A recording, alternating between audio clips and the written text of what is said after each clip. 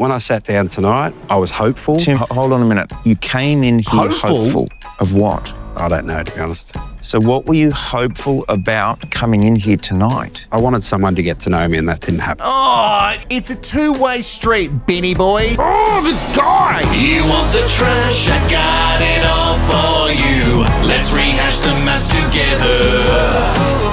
Hello, I'm Wilko. This is Rehashed and Commit Me time, baby. Yes, we're about to get into another episode of Married at First Sight Australia. This one, we're focusing on episode 9, which is the first of the Commit Me's. Yes, I know technically it's called a commitment ceremony, but Commit Me just sounds more apt for what we're actually going to be watching. Thank you to everybody who donates and supports the channel. You can too by going to rehashed.com.au or just by giving a thanks. There is a little love heart with a button that says thanks. Click on that and see what happens. Oh, also, if you want me to keep doing this, I need to gain some sort of following? Yeah, I guess. Because with a following, I can actually, pay the bills to make this keep happening. So what I need you to do is go and follow me on Instagram and also on TikTok. Yeah, because apparently you can be popular on YouTube, but you also have to be popular on Instagram and TikTok for anybody to actually care. So that would really help me. I know I'm asking for a huge favor, but if you could, Wilko Rehashed on Instagram and TikTok, go follow me. Do it. And with all that groveling out of the way, let's get into another episode. It starts how it always should. We're in the love lab rat maze. And Tony and Morena are just loving each other more and more every single day. I'll see you then. Have fun. Go away. Don't let me hang there. You don't fist pump a woman. Oh, no, you're not meant to fist women unless they fist pump. Sorry.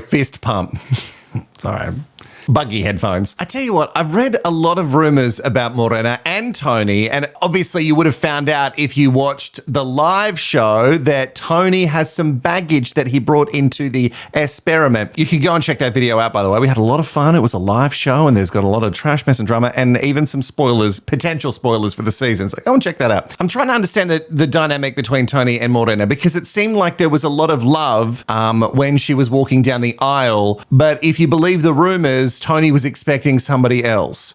So maybe he just faked it really well. I guess we'll find out when they get on the Commit Me couch exactly what is going on. Another couple that is just going from strength to strength is Rai and Jack. And again, there's a lot of conspiracy theories as to why they act the way that they do. It is not my job to diagnose people, but what I can say is it's good that they know that they have issues. You know what I mean? Like they're not pretending that they don't exist. Yeah, there's going to be friction, a couple of arguments that spiraled. When people are arguing, it means they care about each other. Or they care about proving a point. Can you relate to that? No. You can't even handle a simple discussion sitting down. You got to get up and be all dramatic and shit. Anyway, we'll talk about that later. You got to get up and be all dramatic and shit. Says the man who calls himself a modern day warrior. Rai, the little gesture at the end of what you're saying as to dismiss her feelings, not great. Probably don't do that. I can't really talk though, because every time Jack cries, I find it very funny. I can't tell if she's crying or laughing half the time. They sound very similar to me. That I know she was definitely laughing at what Ryan said, because it's ridiculous. They both don't want to budge at all. It's very much giving Mel and Leighton vibes from previous seasons. They're both powerful. They both want to be the dominant one. And over time, they did kind of learn to sort of give a little bit of control to the other person. Ultimately, I don't think that relationship worked out, although they did last longer than most of the love lab rats in this experiment. There is another couple that I cannot wait to see on their Commit Me couch to find out exactly what's going to come out of their mouth next. Speaking of on the couch, Jake and Ash have to have a sit-down chat because Ash has to confess some things that she's been doing. She was a bad girl. I feel really bad. I'm a little bit nervous. Only just like that I had a little vent to Sierra about some things that happened with the photo ranking task. As in like where we ranked and stuff? You're not having a filter? Oh, yeah. Oh, did you tell those girls what I said about those? Some of the things that was said with mate. the other girls made me a little bit unsettled. I am shocked to hear that, my wife's like talking about me behind my back. I wouldn't do that to her. Yeah, she's broken my trust. Two things, Jacqui boy. It's on TV and girls talk about everything. Have you ever watched any show with girls in it? Have you been near girls? I don't know. All right, we have a lot to talk about when it comes to Jake and Ash. Firstly, I will agree. it is wrong of Ash to instantly find out some information, have a bottle of wine to herself, and then go and run to her girlfriends and tell them all of the things that Jake has said. That is not going to be good for trust building in a relationship. I don't think that was a smart thing to do. And it seems like she realized pretty quickly that she'd made a mistake, which I guess is a good thing. Shouldn't have done it in the first place, but it's good to know when you've made a mistake and to go, I'm sorry. Now, speaking of that, there have been a lot of comments and a lot of messages sent to me in regards to Jake and people's feelings for what he has said in regards to the ranking challenge. It's been ridiculous since the day they brought it in, and it will continue to do so.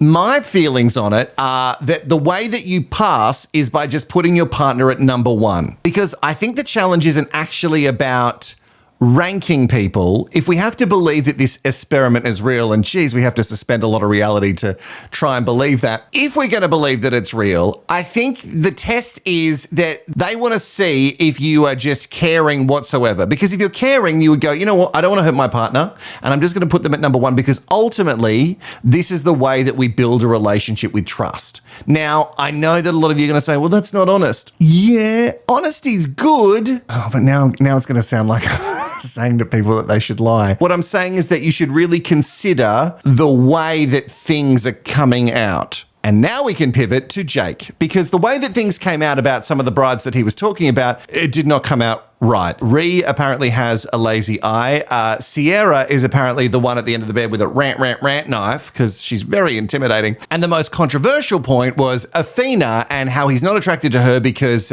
he's more into Caucasian chicks than anything else.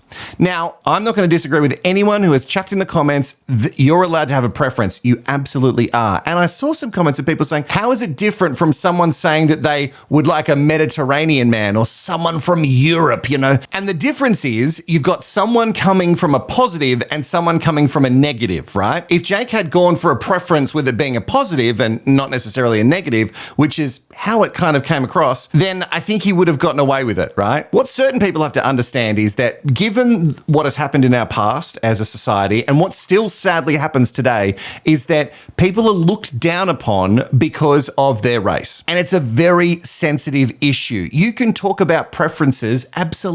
But when it comes to someone's race or their skin tone, then we're getting into a territory of it's gonna sound a little bit. And as someone who's a school teacher, you should be finding your words more carefully, considering that you are bringing up the next generation. Jake, when he's hearing this news on the couch, seems like he's okay with Ash, and then to the cameras later on, he seems quite upset about it. And with that, I can agree with Jake. It does feel terrible when your partner goes and says stuff behind your back that you thought was in confidence. It certainly doesn't build trust. Speaking of building trust, let's move on to Adrian and Awhina. They've had zero trouble with the physical. The real problem is the physical issue of Awhina being a mum. I know it's highly edited. Again, you don't need to chuck it in the comments. I understand. Every time that Awhina seems to want to get some sort of answer out of him, he just does that smile. I would like if we can kind of just try come together as a team. Oh, I hate that face. What face am I doing? You know exactly what face you do to me. I don't know if it's from nerves. I don't know if he doesn't have anything to say, but he just stands there and smiles. He does it a lot, especially during arguments or any type of confrontation. Anything gets serious, he smiles. He doesn't seem like he has that emotional maturity to say what he's thinking or feeling. What I do know is that the relationship is going to go nowhere unless he vocalizes how he's feeling, not just standing there with that smirk. Oh, this is the time. The couch is ready. I'm sure it's been dusted off, and it's not going to be enough to cleanse the the bad juju that couch has seen in prior seasons. And yet we're here, and it's time to commit me. This is a pivotal part of the experiment where you get a chance. Oh, here he is. Told you. Timmy boy. Timmy boy. Shit. That's so weird that he walked in to the commit me ceremony, because I thought we put him in the bin. Timmy from the binny has arrived, and it's certainly a weird vibe, highly edited weird vibe, because it seems like Tim says nothing to anybody. There's a lot of Jamie reaction. There's a bit from potentially minted Sweet Baby Angel Dave. I also love that they're calling him Timmy. All they have to do is add for the binny, and they've got the name that I've been calling him for at least the last 5 episodes. All right, guys, I'm going to say something, and it might make a lot of you mad. I'm about to give some props to Tim. Well, here we go. This is not going to go well. I would like to speak to Tim and say to Tim, well done for turning up. You know what I mean? Some people would not turn up. In fact, Elliot did not turn up. And yet you turned up and you knew that you were going to face a firing squad and you did it anyway. Now, I don't know if they dangled a bonus in front of you or if there was something in the T's and C's in your contract, but you showed up. And that's probably the last positive thing I'm going to say about you. All right, quickly, let's get through the couples that we're not really focusing on. Jeff and Ree, tick. They're both going to stay. Ree talks about how they had some sleepovers in their past, which is what we knew. But now there's not a lot of sleepovers. You know, like they're sleeping in the same bed, but there's not sort of the, how did Jamie put it? This, for people just listening. How do I explain that? But there has been some flirting and they kissed. Ooh, Kissing. Paul, the Frenchman, and Carina, who also previously knew each other before getting married to a stranger, they're on the couch and they're gushing. And again, I know all the stuff is positive coming out of their relationship, but there is just something I don't trust about it, and I don't know what it is. Hey, I've seen your man take the trash out with no top on. I know what you're working with. Right. It's not rocket science. There's zero science in this show, I think. They've been matched together, even though they knew each other, and he ghosted her, but it seems to be going from strength to strength, at least sexually. Also, Jamie, keep your eyes on sweet baby angel, almost, Dave. Also, I should point out that when Paul and Carina say stay, he says, je reste, which I assume means stay in French. I didn't get that far in French. In fact, we might have got that far when I did French in Year 9, but apart from Je m'appelle Wilko, that's all I remember. Oh, and merde, which I think means shit. And before we get to the real couples that we want to see on the commitment couch, Billy and Sierra are staying. They flick through that so quickly. You blink and you miss it. Where do I start? The wedding day was beautiful and the friendship was there straight away. We got along and it changed pretty quickly. I think Jake's a really great person. Yeah. We ended up having a really big blow up because of the photo ranking task. And I know Jake doesn't say anything with malice, but can just come across extremely insensitive. Do you want to? I want to hear. Yeah. Billy didn't do a lot on the couch himself with his chitty chat. But when it comes to Jake and Ash, he has a lot of thoughts and feelings because some things have been said about his wife. Jake on the commit me couch truly does look like he is distressed. Like he's got the nervous shake going on with his leg. Can't really sit still. His head is down. He must know what's coming for him given the things that he said that he claimed were a joke. My mouth kind of goes before my brain kind of picks up what's happening. I try to make some jokes and stuff. I don't think there were jokes the way you spoke about my wife. She looks like someone that stands at the end of your bed with a knife. I don't think you need to be disrespectful to women. I agree, Billy. I think you could have said a lot of things about how, she's just not for me. You know what I mean? You don't have to go into great detail. Maybe the producers were pressuring him to give more reasons as to why he doesn't want to be with the other brides, and he panicked and he just said stuff. Maybe that is the truth. But again, you're an educator. You're someone who educates kids. I just feel like you need to be able to find your words better. Jake, I also understand to a point. You know what I mean? I sit here and I just say a bunch of stuff and sometimes it doesn't land. Sometimes I might make a joke and somebody doesn't find it funny and they want to let me know. But I think when Ash said to you that what she thought you were saying was inappropriate, I think you could have handled that differently and said, you know what? I'm actually really sorry that I said those things. They were meant to come across as a joke, and I guess it didn't land the way that I anticipated it. You know, I've done this on the channel before. I've had to come back with episodes and go, hey, I said some stuff. It was meant to be funny. It obviously didn't read funny, and I'm sorry. But he seemed to, I don't know, double down on it and then get upset about it and have a tantrum. Yeah, I did say that your wife has quite a intimidating kind of face, not in a bad way. Not in a bad way. I'm not in a sleep way. Yeah, not in a bad way, just in I'll kill you as soon as you drift off into REM state. That's not bad. You know, I'm just saying that she's really intimidating and she terrifies me. And now she knows, Jake. Now she knows what you've said about her. And I think they have big knives in those little sky suites. It's clear watching Jake on the couch that he does not do well under pressure. It's also clear that he just can't find words. He can't find the right words to explain how he's feeling. That worries me given his profession. It's more, I get put in the spot, they're like, you need to say something kind of thing. And it's something that I am working on. Like, I generally actually think every single person here is beautiful, lovely, and I don't have any issues with any person here. You know, apart from the one with a lazy eye, the one with a rant, and the one who's not Caucasian. I guess it comes down to intent. Did he mean to be hurtful? I don't know. I don't know him well enough. And again, it's highly edited, so we can't really tell. Do we give him the benefit of the doubt? I guess we have to, because we don't have all the facts. There are a lot of people coming forward saying that Jake has a track record of being highly insensitive, in fact, quite inappropriate from past relationships. So who do you believe? He said Jacqui had crazy eyes. That's some pretty rough editing, isn't it? They got her just as her quote unquote crazy eyes opened wider. So Jake has to be scared of Sierra and Jacqui. He said he's not racist or anything, but he's more of a Caucasian girl guy.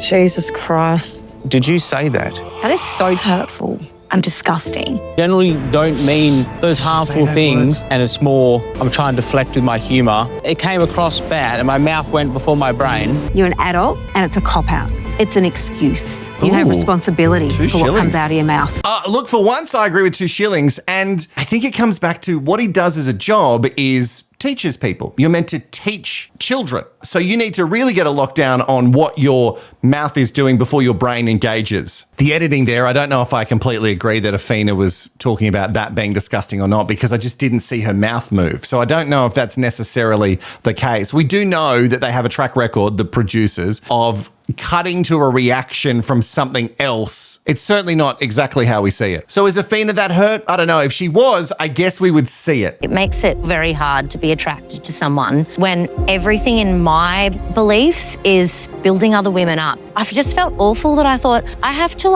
address something so ridiculous with you when there was no need to say those things about these beautiful girls. Are you hearing what Ash is saying? I am, yeah. Remember, with his reaction being, yeah, which is, again, a little bit like a teenager who's been scolded. They would have been on the couch for quite some time, and I'm sure that a bunch of people on the couch had their feelings heard. Ash is also being a little bit petulant by going, I shouldn't have to address these things that my partner has said. Well, sometimes you and your partner are going to disagree about stuff, and sometimes you and your partner are going to say stuff that's a bit on the nose. So yeah, you do have to take the time to address these things.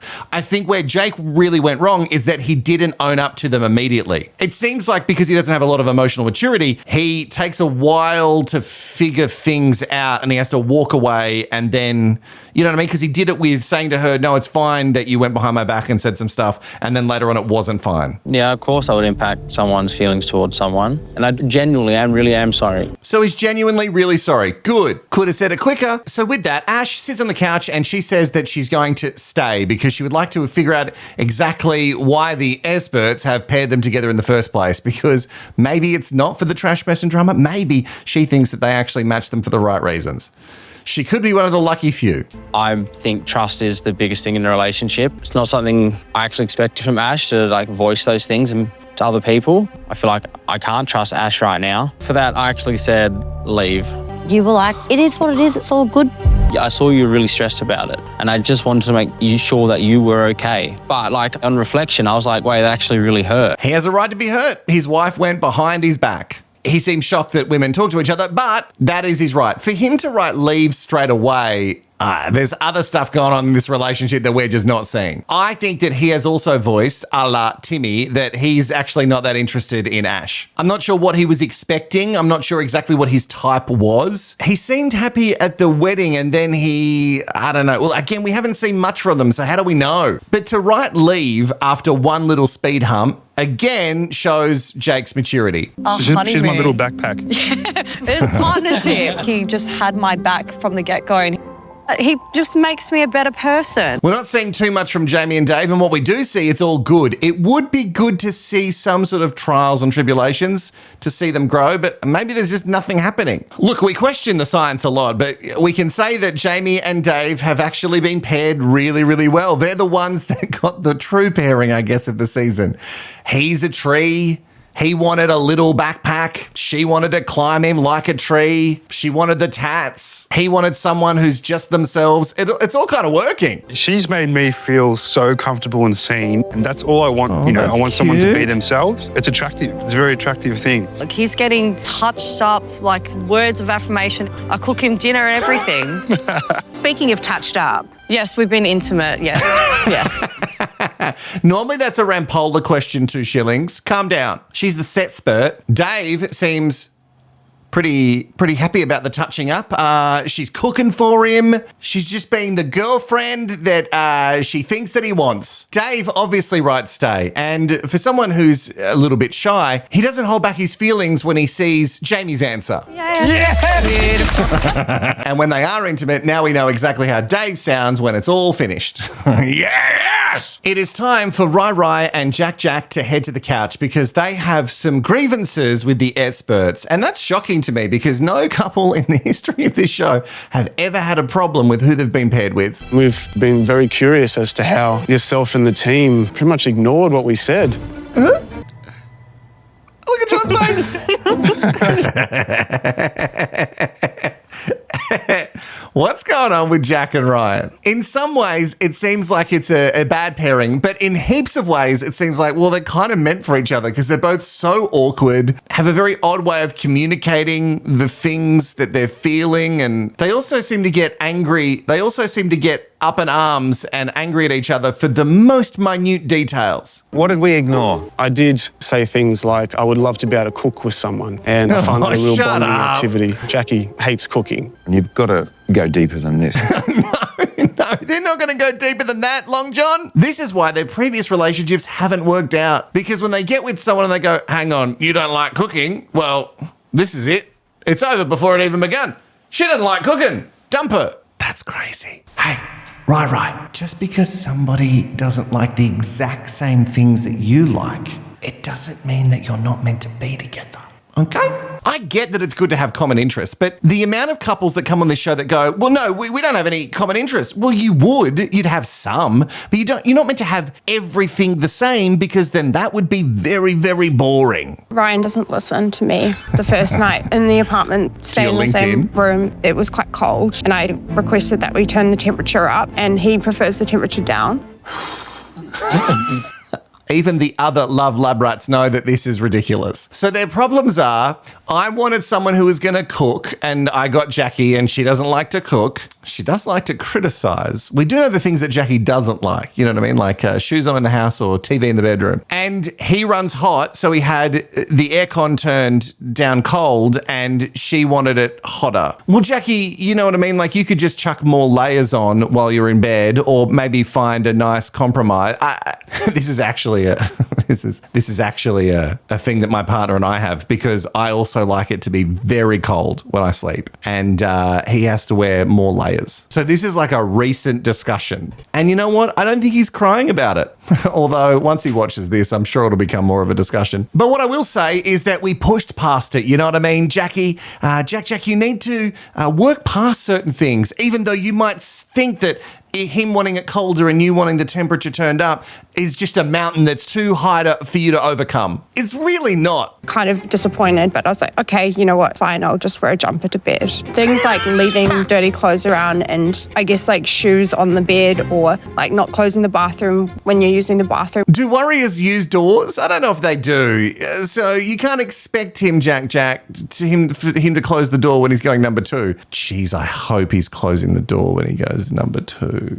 I really hope he is. Come on, Rai. Although I do know couples that really share a lot, and they're in the bathroom together when one of them's pooping, and I don't know if I want to share that much. I said, look, you can have the entire second bedroom for all your clothes and everything. Their problems are so minimize trivial. TV time. I'll try and be the best man I know how to be for you. I was struggling to understand. Jacqui, why are you laughing when he's talking? Because I've had to dissociate from the things he says. He doesn't listen. When I ask for the simple things. I just kind of want them down. Oh, right. Okay. So Jacqui thinks that the whole point of having a partner is that when she says something, the partner's meant to jump to her attention and just do what she has said. Again, that's not a relationship. You're thinking of a servant. You're thinking of someone who's there to serve you. Don't you want him to be the man? Don't you want him to be the warrior that he is?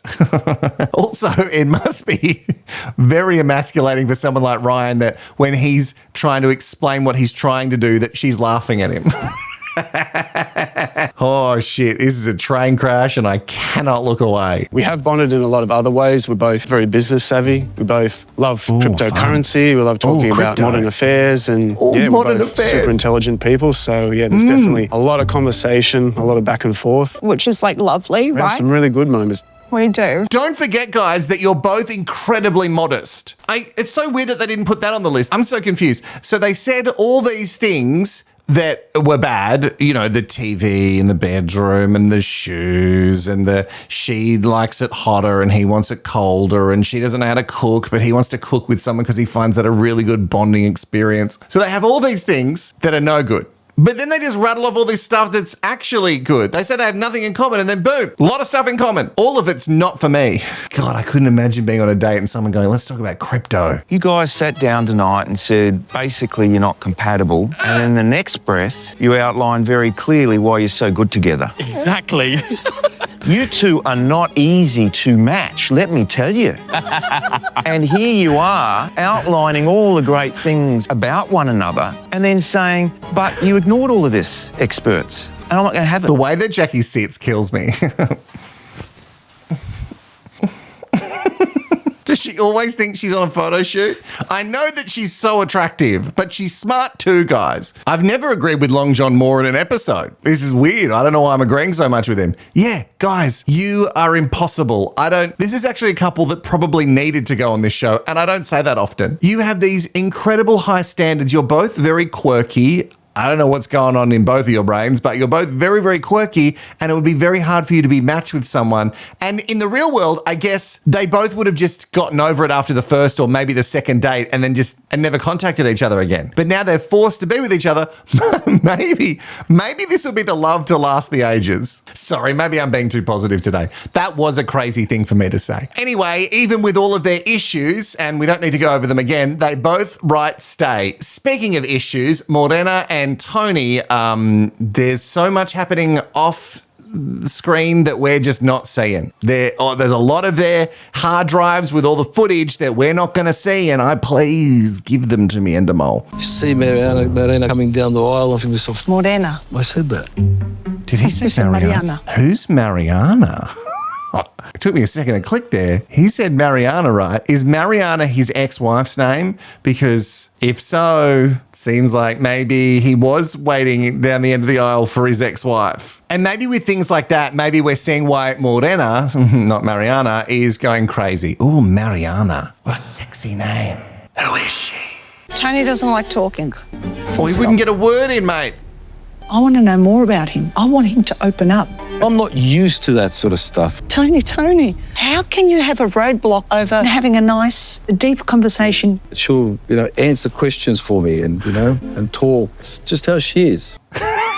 It's just how she is. The gap on the couch between them says everything that we need to know. They couldn't get further apart if they tried. And obviously the chemistry was palpable at the start of this episode when she wouldn't even give him a high five. Morena, here's an issue. You are hoping for too much, and maybe you're right. Maybe there's a lot of stuff that we haven't seen, and maybe that's why you're acting a certain way. You do talk a lot, and I'm not saying that's a bad thing. I do too. But Tony is an older male, and they're not known, especially that generation, they're not known for their chattiness or sharing their feelings about their deep wants and desires. It's going to take some time. You can't expect that to just happen from him. I openly said to him, I've never been in love, ever. And I'm going to get that. Look at her go. I don't care when, I don't care how, I'm going to get that. I deserve to feel that. Tony, open up. Come and talk to me on a deeper level. See what can happen. Morena,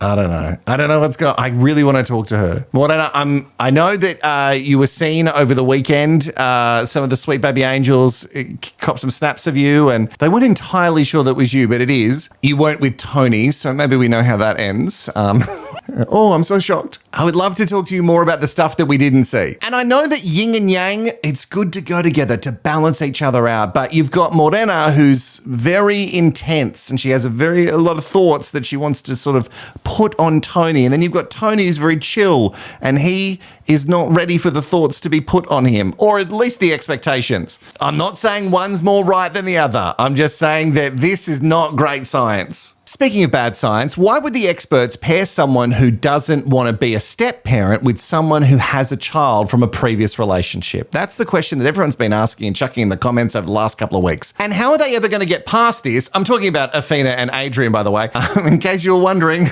How are they ever going to get past this if Adrian can't have any sort of real conversation with Awhina? Like, it seems like on the wedding day, he was open with his feelings, but ever since then, he just does that smile thing and doesn't really say much. Adrian, you did say, like, you weren't wanting someone with children. Yeah. Help us understand that. Why is it a concern that Awhina has a child? There's a couple of reasons, actually. I mean, I come from a family where all the kids are from the same parents. Changed. And I value that. When you're dating someone that's a parent, it's a big responsibility too. I got to factor the man I am for her son. I also got to think about her ex-partner. There's a lot to think about. That's not wrong. There's a lot to think about. It's his value, but I don't necessarily understand it. I guess I've just got siblings who are from other parents, and I don't look at them differently just because we've both got like a half sibling. I don't understand that. But he has come from a household where everybody who is in that family is from that one family tree, and that's what he really wants for his family. I guess they're his values and he wants to follow them, and that's his prerogative. Every time I say prerogative, I think of that Britney Spears song. Just me? Gay. It is also good that he's on the couch sharing some information, so maybe Awhina and him just need like a lot of couples counselling to try and make this work. But as I got to know Awhina a bit more, I sort of broke it down. Asked for someone that's loving. The highest love is a mother's love. And then I started seeing that. I asked for balance. Awhina is balanced, and I asked for someone that's authentic. She's authentic. I can sit there worrying about all those problems within myself, or I just give it 100%. And if I do fall in love, those problems won't be so big. Who is this guy? And what have you done with Adrian? Is anyone else shocked by this turnaround? Again, I know it's highly edited, but everything that's been happening in the Love Rap maze, you've not been saying things. You've not been like clearly articulating your feelings. And then all of a sudden on this couch, when you've got some experts in front of you, you're just like saying all the right things. I'm so confused. Did we swap him with the twin? They both write stay. So I guess they'll just have to continue having the great sex together for the coming days. And here we are at the couple that we really, really want to see. I don't know if we want to see them together, and Tim certainly doesn't. Timmy for the binny and Katie, who can't manage a business to save her life. A lot of stuff in the news about that. They are now on the commit me couch. And I think it's going to go as we expected. Not good. On the wedding night, he wanted to have a private necklace chat to let me know that there's no spark. And he put the onus on me to tell him whether he should stick around and whether we should go to the honeymoon or not. I don't know. She's kept that narrative the whole time, and he's pulling faces as if none of that is true. I'm just going to say it. Given all the messages that I've received, and not even just messages, the comments of women who have dodged a bullet with Tim or been on dates with him and he's treated her like shit, or people who have worked with him, go back to the videos and look through the comments, guys, because it's insane the amount of people coming forward. I think this guy's just a dirtbag, and pulling faces like that while she's explaining her side of it, just wait. Just wait, and then have you pulling faces makes you look bad. So if what she's saying isn't true, when that ends, you go, hang on, I have to disagree with that. I happen to think that what she's saying is probably true. You walked in, you said, I don't have a spark, and I don't know if you want to go on this honeymoon, but I guess we could get a free one out of it. He didn't get what he ordered, and he's been running back to Melbourne ever since. Well, he went through a checklist of things that he wanted, with specific emphasis on hair colour and stature. I know I'm not like a 10 out of 10. Katie, what have I always said I'm not done talking. A blonde or brunette, somebody petite, somebody short, somebody quiet. Well, now we know why he wasn't, matched with Morena, because she's certainly not quiet. It was very satisfying for Katie to, give him the finger. Tim, why did you come back? I'm trying to figure out exactly why you did. Like, I love that you did, because we get the trash, mess, and drama. Maybe you were paid some sort of bonus. It just doesn't make sense that you would come back when you've done nothing in the experiment since the honeymoon was done. Or you came to dinner. And that didn't go well. Katie's not wrong. He said all these things. Even before Katie knew these things, he was saying them on camera, and we saw his mouth moving in one consistent sentence, so we can't say it's taken out of context. You said these things. These are the things that you wanted, and you didn't get them in the Love Lab Rat drive-thru. It was the first night I came in and said to Katie, I'm so sorry I don't feel the spark. I just met her and I was panicking. And I said, the spark's not there. Let's see if we can build it as friends. When you reject someone like that so early on, it's going to be much, much harder to build a connection from there. And didn't you go on this show for that reason? Even though I don't know why you went on the show, because it seems like you didn't really want a relationship. All the messages and stuff that I've seen or I've received, it seems like you were just looking for some fluff buddies. We got down to the honeymoon on the first night, and I'm like, let's try and get to know each other. And she was sitting there reading emails for about an hour on the phone, reading emails. Was that not? Do you think maybe Katie was trying to save face because she had a huge body blow where she's feeling rejected? Do you understand She was into you and wanted to see what would happen. Well, there hasn't been any indication that she has. Oh, please. On the wedding day, she was just beside herself giddy when she walked down the aisle and saw you. So shut up. Like, she was into you. We could all see it. We could, the things that she was saying on camera behind your back were actually lovely. She loved that you had a few extra kilos. She loved that you had the roughage on your face. Like, she was into you. So don't sit there and say shit like that now, mate. Also, given we know how much Katie's businesses have been in trouble, maybe that was all going down at the same time while she was taking business calls and replying to emails. Still, he is right. They do need to get to know each other. And if she was like prioritizing business, then that's probably not great for the relationship. I just don't trust anything you say now, though, because you just carry on with so much bullshit that it just clearly lies. I came here for love, not to do work. You didn't. I was there for the honeymoon to get to know her. And for me, building that spark is by getting to know someone. The only thing Katie knows about me is what I said in my vows. That's not true. We saw her asking questions and you giving not really a response. Again, there's a lot of stuff that's cut out, but I don't know. And did you see the way that he thought that she was pulling some face, but she was actually just moving her head? And he looked at her ready to sort of pounce. He's gross. I'm sorry, he's gross. Did you want to come say hi? You can hear me getting mad. Someone can hear me getting mad and thinks maybe that, hey, baby, hey, puppy boy. Everyone talks about how shiny your fur is. Maybe she's born with it. I think the number one thing I was looking for was someone to be here for me. If I was just told that you weren't my type, I would feel so terrible about myself. I wouldn't be reaching out. I'd just probably be sitting there feeling pretty shit. So you rejected her on night one. In fact, 5 seconds after, she just didn't know that you'd rejected her at that stage. So you reject her and then you expect her to reach out to you to make sure you're okay because you left. Shut up. Also, you've pointed out that you just want someone to be there for you. You've not once said that I want to be with someone where we can be there for each other. The wording that you have used is, oh no, I came onto this because I wanted to find love. Bullshit. Don't believe it for 1 second. And also, you want someone to be there for you. You want them to be interested in you and interested in your interests and all your bullshit. Guess what, Timmy, for the Binny, you're not that interesting. When you feel that someone's not there for you, that's not a partner I want. You have to be there for them as well. Oh my God, I understand. I'm just talking to you and I'm sorry that I'm yelling, but you have to be there for them as well. And you were not there for her from the second that you guys got matched with the science that's not really science. This guy just doesn't get it. He doesn't understand, hence why he's still single, searching for something that's going to be unattainable for him. Because I don't think it exists, the thing that he wants. He wants this petite blonde or brunette, right? They're short and they're going to just be interested in him the whole time but not really worried about themselves. Who is this person, this magical creature? When I sat down tonight, I was hopeful. Tim, hold on a minute. You came in here hopeful of what? I don't know, to be honest. So what were you hopeful about coming in here tonight? I wanted someone to get to know me and that didn't happen. Oh, you wanted someone to get to know you. Again, it's a two-way street, Benny boy. You have to get to know the other person as well, and you didn't want to get to know Katie. And you keep saying, oh, she doesn't know anything about me. Well, you know, if someone walks in night one and goes, hey, everything that you've got going on is wrong. This is not what I'm looking for. These are the things that I ordered in the drive-thru and I didn't get them. I would also not want to get to know you either. I came into the dinner party and Katie didn't even look at me, didn't see if I was okay. You I was didn't come up to upset. her either. And she did come up to you, and then you said you went up, she went up in your book. So which is it? What's the real story, Timmy, for the Binny? Everything you say contradicts the things that you said when you said them to her. Oh, this guy. And at that dinner party, a lot of people had questions. You deflected them and then you felt like you were being attacked. No, people wanted some answers and you just didn't give answers. When you sat there and talked at her, it was gaslighting 101.